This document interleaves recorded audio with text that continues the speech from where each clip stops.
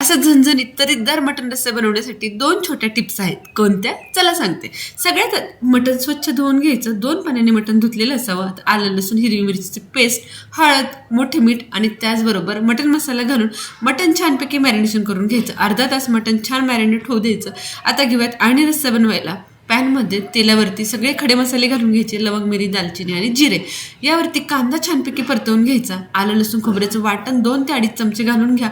कांदा, आलं, लसूण, खोबऱ्याचं वाटण छान परतलं गेलं की हे मॅरिनेशन केलेलं मटण घालायचं. आता मटण मात्र छानपैकी 7 ते 8 मिनटं फुल फ्लेमवरती परतवून घ्यायचं. ही सगळ्यात मोठी आणि महत्त्वाची पहिली टिप आहे. मटण छान परतलं गेलं की मटणचं फॅट रिलीज व्हायला सुरुवात होते आणि तरी छान येते. भरपूर अशी कोथिंबीर घालायची, पाणी घालायचं, गरम पाणी घालायचं आणि मटण एक 10 ते 15 मिनटं छानपैकी शिजवून घ्यायचं. आता दुसरी महत्त्वाची टिप म्हणजे मसाला परतवायची.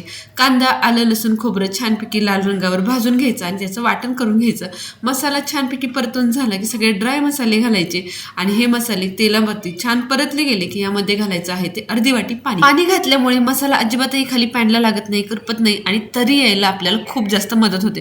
त्यामुळे पाणी किंवा अळणी रस्सा आवर्जून घाला. आता हा केलेला मसाला अळणी रस्स्यामध्ये घालायचा. भरपूर अशी कोथिंबीर घालायची.